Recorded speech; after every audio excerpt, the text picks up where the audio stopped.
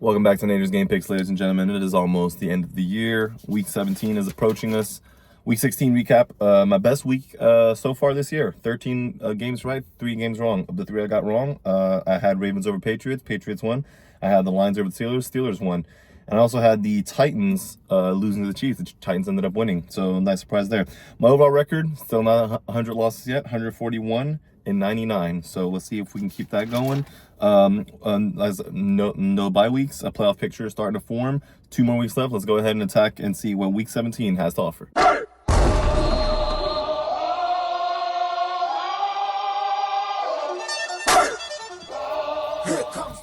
Okay, so we got a Christmas special, Christmas Day, 3 games in a row. First game is going to be the Cowboys at the Commanders. This starts at 1 p.m. Eastern time.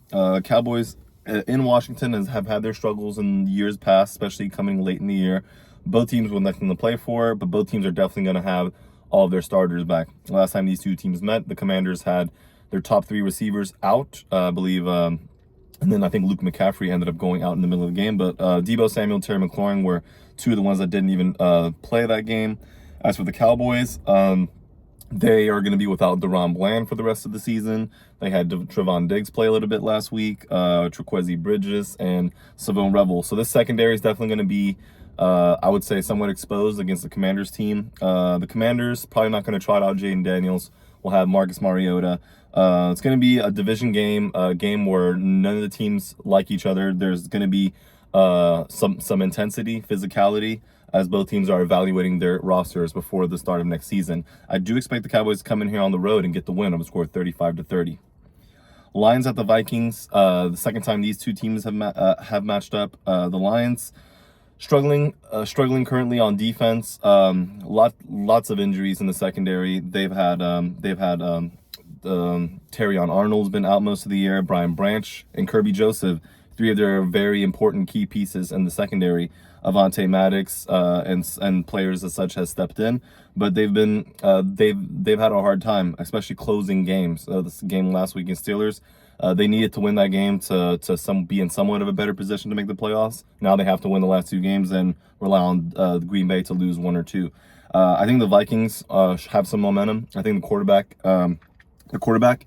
McCarthy got injured, but I think Max Brosmer, the backup quarterback, can come in here and have his best showing all year. I know he got playing time against a tough Seattle team, and they didn't score no points.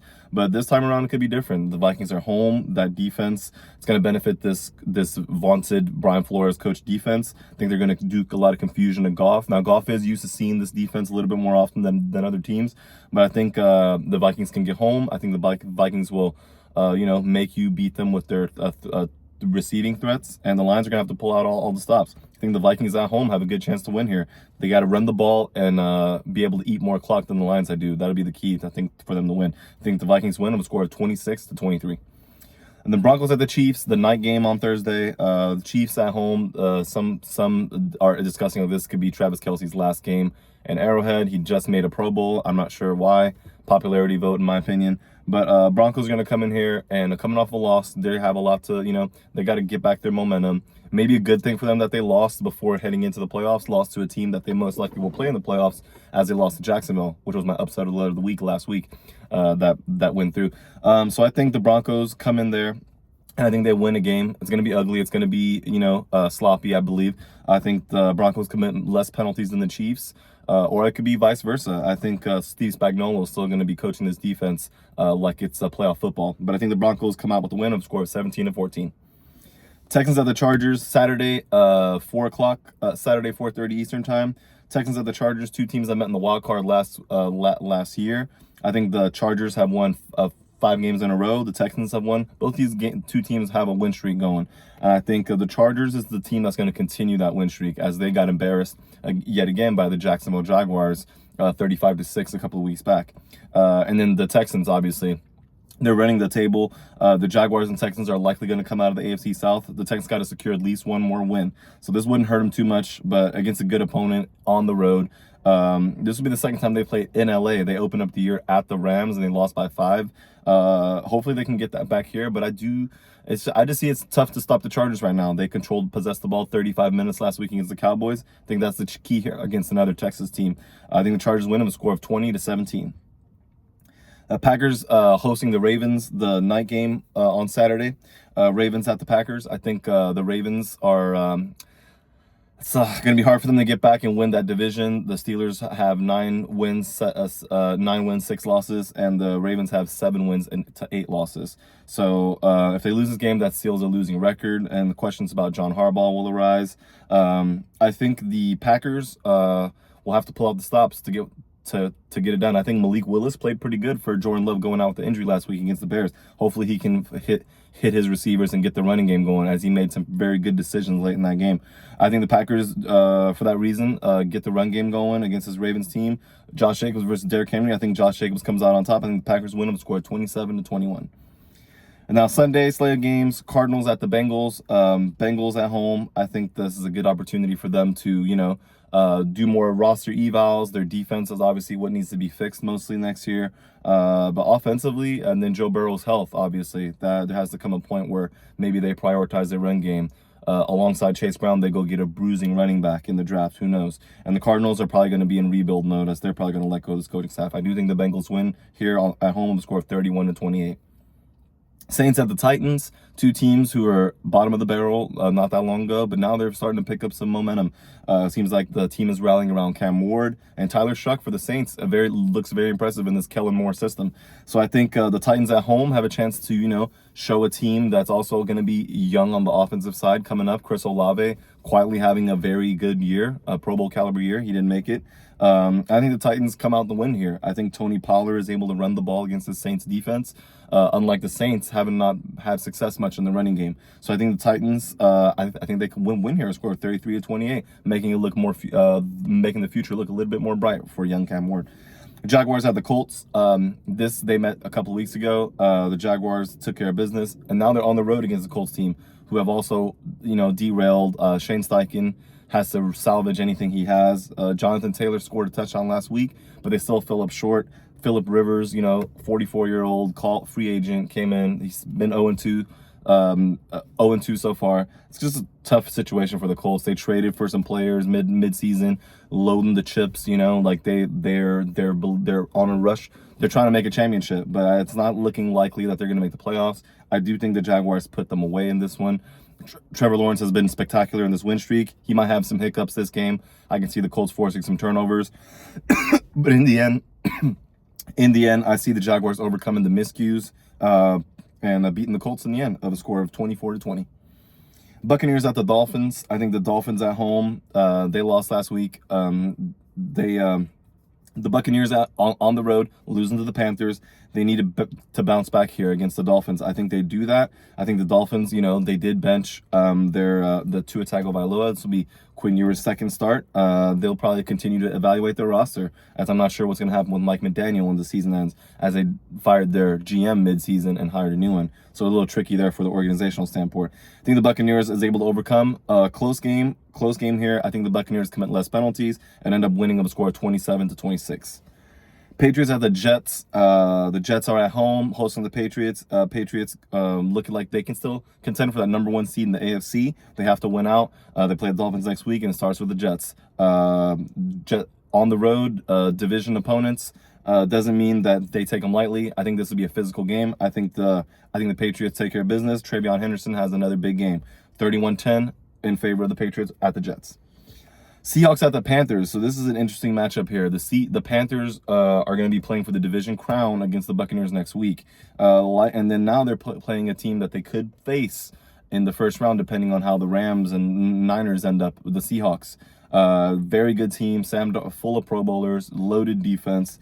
They're on the road though, so the Panthers are at home. This will benefit them, but I do think the Panthers will have a hard time running the ball against the Seahawks defense, and Bryce Young's gonna have to figure it out passing the ball too. It might be harder this time against this kind of opponent. I think the Seahawks come in, take care of business, as they've been doing all season, and I think this is the team that likely will hold the number 1 seed in the NFC, which will be huge considering how hard it is to play up in the Pacific Northwest of Seattle. So I think the Panthers do lose at home. I think the Seahawks win of a score of 30-18. Now the 4:05 Eastern Time slot of games, Giants at the Raiders. Loser of this game will hold the number 1 overall pick. The Giants have found their quarterback in Jackson Dart. The Raiders, need help a lot of places, but at least Ashton Genty, their first round pick of this past year's draft, had a big game last week. Looked good, and they almost upset the Texans. I think the Raiders put in such a good performance against the Texans. I think they come back home, lay an egg against a Giants team that also hasn't been good. But then again, I don't think the Giants. I think the Giants find a way to rally around Jackson Dart. Obviously, he had a tough defense opponent matched up against last week in the Vikings. A little bit different against the Raiders. So I think the Giants do win this game with a score of 24-21, leaving the Raiders with the number 1 overall pick for the 2026 NFL Draft. Eagles at the Bills. This is a big matchup here. Matchup of the week, you can argue. Both these teams are looking like they're going to make the playoffs, so nothing critical that will knock them against their playoff standings. Bills can still potentially be the number 1 seed in the AFC. They do need to win out and need some other teams to lose, like the Jaguars and Patriots and the Broncos for that matter. But I think the Bills at home take care of business here because the Eagles defense, I think the Bills have done a good job possessing the ball. That's what the Eagles did very good last year in their Super Bowl winning season. So it's like Barkley against James Cook, 2 good running backs, 2 good running quarterbacks, a matchup for the defenses. The defense that's able to stop the run is the defense that I think is going to put their team in the best situation to win. I think that is Buffalo at home. Both these teams are outside playing the cold, so I don't think it'll affect the Eagles that much. But they do need to, Jalen Hurts needs to find a way to get his playmakers the ball and can't let this Bills pass rush get to him as they have done a better job in the last couple of weeks. I think the Bills do win in the end of a score of 32-25. Bears at the 49ers on Sunday Night Football. Interesting matchup here. I think the Bears will win this game. They'll clinch the NFC North, and the 49ers also they have a chance to clinch the NFC West. Although with 4 losses, and then with the Seahawks only with 2 losses, but the Seahawks could lose out and the Niners could win too. But I can see the Bears. I see them taking care of business against the Bears team, who have a big win last week against Green Bay. Obviously, the Bears will still be in the playoffs, but whether or not they win the division is yet to be seen. I think the Bears actually fall up short against the 49ers team that's been well coached all year and very hard to stop their weapons on offense, which have been gelling and been knocked out or injured early in the season, but all come back to form now. Kittle, Juwan Jennings, and Christian McCaffrey. It's a very tough trio there to stop as the Bears had to make up a 10-point comeback late in the fourth quarter last week. So I think the Niners win at home with a score of 28-20. And finally, Monday Night Football, the Rams at the Falcons. Rams going to bounce back from the loss last week. They've had an extended week to prepare as they played on Thursday. Last week, they have Monday. That's almost like a whole full bye week for them. They need to run the ball against the Falcons. Falcons are going to likely run the ball against the Rams. Matchup of Bijan Robinson against Kyren Williams. So I think this will favor the Rams here. As the Falcons, not much to play for, but they have been rallying a lot more around Kirk Cousins the last 2 games compared to the last 5 games before that. So look out for this. This could be something that's scary for the Rams, but if they commit less penalties and don't turn the ball over, I think they'll win this game in the end of a score of 34-26. And that wraps up Week 17. We will come back and see if I'm going to hit 100 losses or not. I only need 1 game to fail, and then I still haven't had a clean sweep of all the games right, so that's yet to be seen. Maybe that happens this week. With all the further ado, guys, Merry Christmas, Happy Holidays, all that good stuff.